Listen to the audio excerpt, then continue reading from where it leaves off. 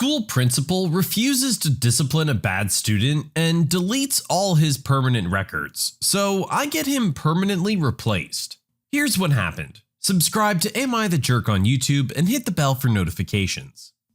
My best friend, Karen, is a first grade teacher, and as soon as she told me this story, it gave me such a justice boner that I knew I had to retell it. 2 years ago, Karen had a student named Xavier. Sweet little 6-year-old boy when things were good, but his parents had just gotten divorced. His mom wasn't that great even before she was out of the picture, and his dad was quite disengaged from both his son's behavior and his individualized education plan. Rather understandably, Xavier acted out in class. He had refused to listen to Karen, push other kids, and disrupt class in more ways than I could possibly list. Now, Karen worked her butt off with Xavier to improve his behavior and get his dad more involved in a positive way. She'd often call me and talk about it to decompress, and that's what friends were for. But occasionally, Xavier went too far and did something she couldn't just deal with in class, like trying to stab another student in the hand with a pencil. On those occasions, she wrote him up with a referral and sent him to the VP. But surprise, surprise, VP was absolutely no help whatsoever. He'd joke around with Xavier and refuse to address the problem Karen had sent Xavier there for. He'd give him candy and then lecture Karen for writing up a 6-year-old for any reason because it reflected badly on him as the VP. I'm pretty sure this has to do with the bullcrap known as merit pay, but whatever. Unfortunately, his actions made it significantly harder for Karen to help Xavier. To top it all off, Karen figured out after a few referrals that VP logged into the system and erased each of Xavier's referrals, thus erasing all evidence of Xavier's pattern of behavior. In a word, this is bad. I know nothing about education, but I know that much at least. My brother was a terror in elementary school and got in so much trouble from 3rd to 6th grade that both the principal and vice principal were on a first-name basis with my mom. Those records sure didn't just disappear, not into the shredder and certainly not into the digital ether. She reported this to her higher-ups who weren't the VP, but they both told him about the complaint and specified that Karen was the one making the complaint. The VP was cold and rude with her after that. Nothing was done about it because it seemed to be a one-time thing. But now Karen knew what to do. Every time she had to write Xavier up again, which blessedly became less often as the year went on, she meticulously documented everything herself. She sent herself all the relevant stuff, saved the emails, the whole shebang. By the end of the year, Xavier's behavior had greatly improved thanks to her mentoring in the various ways she learned how to engage with him in the classroom. She even talked to his 2nd grade teacher to make sure the woman knew how to work with Xavier. Honestly, Karen went above and beyond for this child. Partway through the next school year, the higher-ups come to talk to Karen again. Even though nothing was done about her complaint the previous year, a record had been made of it. As it turns out, another teacher had reported the VP for doing the exact same thing to her as he'd done to Karen. If she had anything related to her own ordeal, they wanted to see it. Oh boy, did she. She gave them every single digital receipt she'd accumulated for the better part of the school year to compare with the VP's, which established a pattern of him undermining teachers via erasing students' patterns of behavior. The VP was quickly removed from his position as vice principal of Karen's school, even though he wasn't technically fired. The jerk was just moved to a different school and put in a much lesser position, and paid significantly less than before. Yeah, the VP can't be doing stuff like this. You're not benefiting anyone but yourself. It's an incredibly selfish move. You're hurting the child who actually needs to have this behavior addressed, and you're hurting the teacher who has to put up with this behavior every day. I get that you don't want to look bad as a VP, but you can't be doing it at the expense of your teachers and students. Then you are a bad VP. You're still a bad VP at that point. Your higher-ups just don't know about it yet.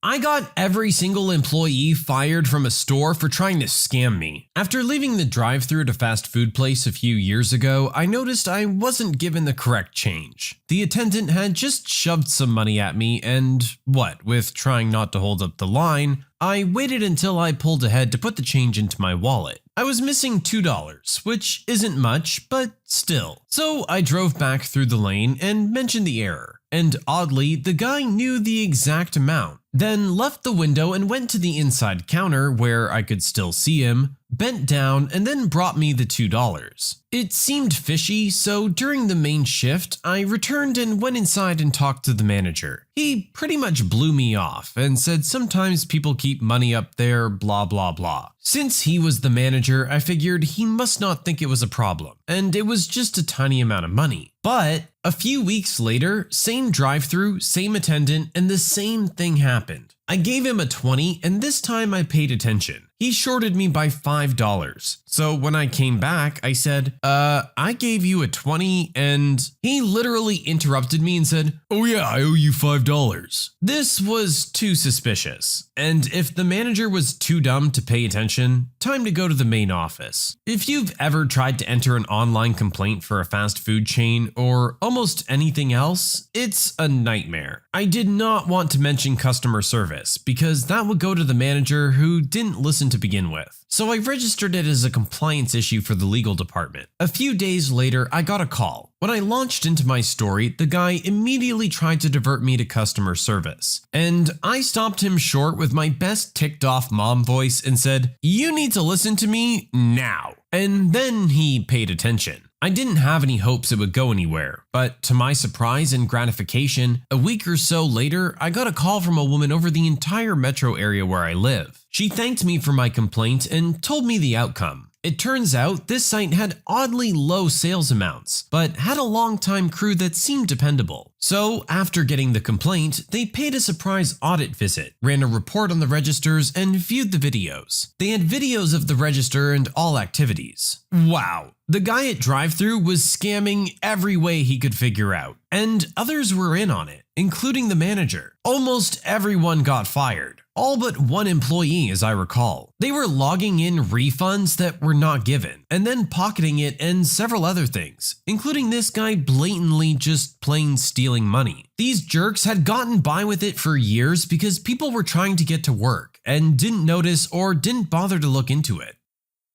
Someone's gonna catch on to this eventually. I'm really surprised that it took years to do so. You think any regular customer would notice that they're constantly missing change. And the dude from the window was super suspicious. Knowing right away and how much every single time, it just sets off some red flags. Like, you're very aware of it, so how come my change was missing?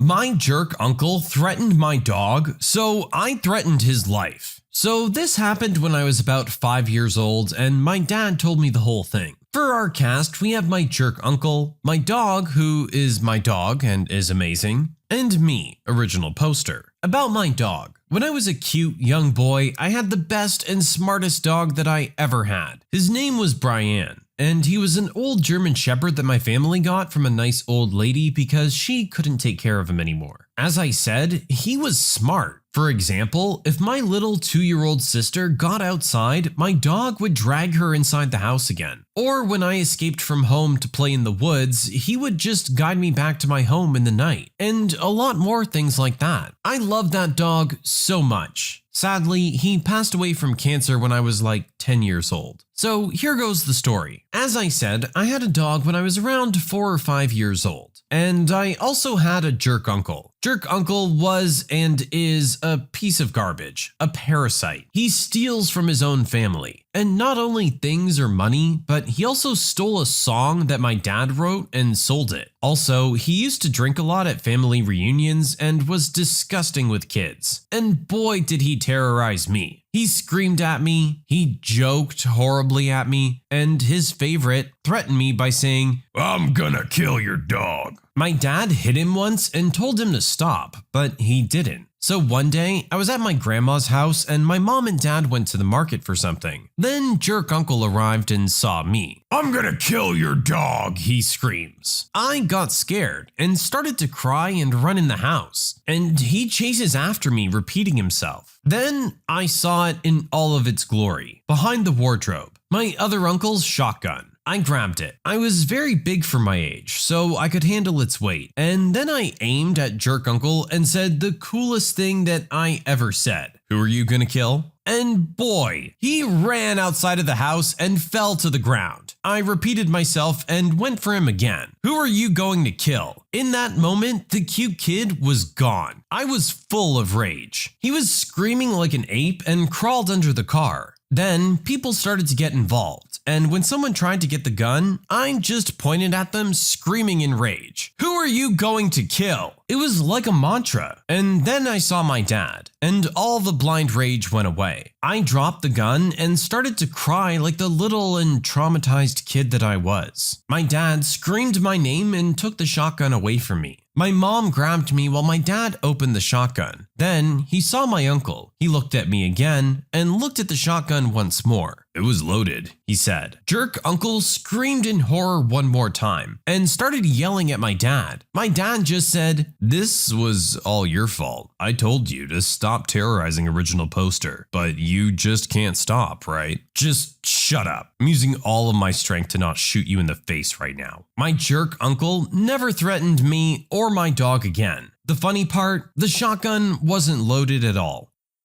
While I really want to get behind our original poster on this one and say, yay for our hero, I can't get over the fact that there was a shotgun just sitting around that a 5-year-old had access to. This could have ended horribly, and thankfully it didn't this time, but it never should have been a possibility in the first place. Please, just be responsible about your guns.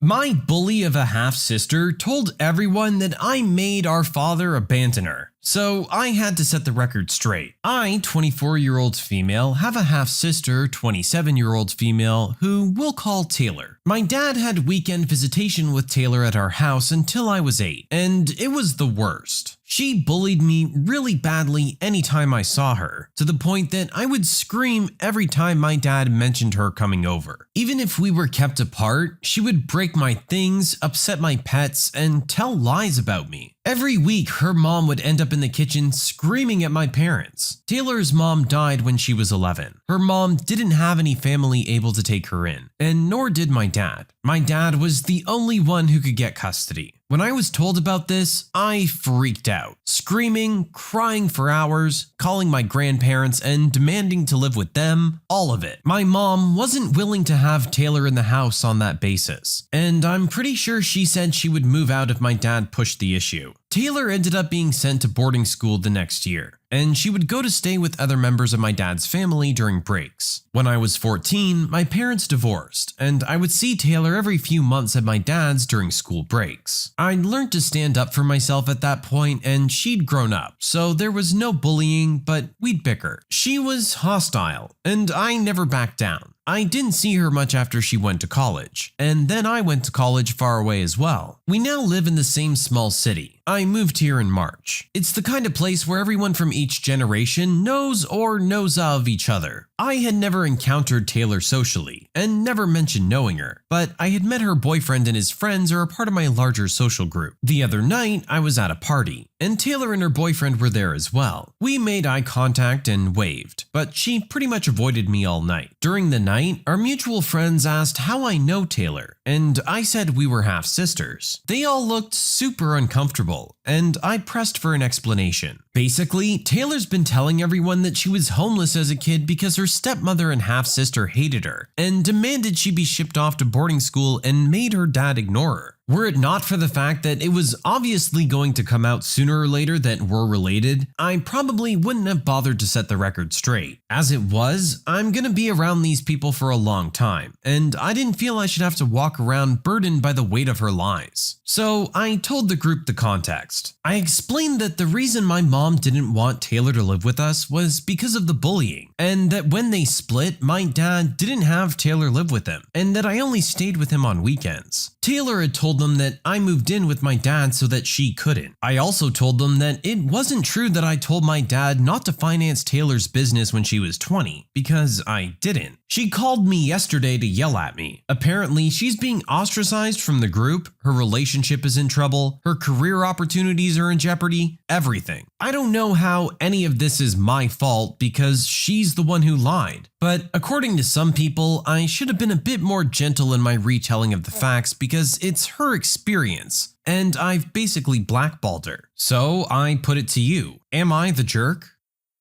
I'll be honest, I don't think I'm really a fan of anyone in this story. I just feel like it's an unfortunate situation for everyone, and everyone kind of had their hands tied. At the end of the day, you can break it all down to the fact that she was bullying you, and if she didn't, none of this would have been a problem. At the same time, I understand why she would harbor resentment towards you, and why she might feel the way she does about you and your mom. I don't think that there's really a right answer or solution to this one. At least, I don't have one. These sound like they have been problems for way too long to just sit down and have a conversation and fix. But maybe it's possible. You've acknowledged that you guys are better now. Maybe there's some hope to salvage this. My friend left a bunch of beers at my place and then got mad at me for drinking them. I, 28-year-old male, had my friend Brian, 29-year-old male, come over almost 3 months ago, where he brought over a 12-pack of beer and only drank half of it. When he left the remaining beers in my fridge, despite me reminding him to grab them. Since then, he came over twice for little things and I told him to grab the beers he left, but he didn't. Come Saturday, I had a couple people over and they asked if they could have the beer, which I considered abandoned at this point, so I said sure. They drank all of the remaining beers that night. Last night, Brian came over for a minute and asked to grab his beers, and I told him they were gone. He got angry that I gave his beers away and demanded that I pay for the remaining beers. I refused because I felt he had plenty of time to take or drink them and that he'd abandoned them at my place. So, am I the jerk? Okay, for this one, I do feel like your friend's being a little petty here. Like, yeah, you left them for quite a while. You can't really be surprised that they got drank, especially when you were reminded to take them several times. But at the end of the day, they were his beers. And if he wants you to pay for the 6 beers, just pay for the 6 beers. Do I think it's petty? Yes. Do I agree with it? When you subscribe, make sure to hit the bell to turn on notifications. Put the playlist on in the background to finish listening to all the stories, linked at the top of the description. And if you like Am I the Jerk, give Am I the Genius a shot, linked in the description as well. Either way, thanks a lot for watching, and we'll see you guys next time.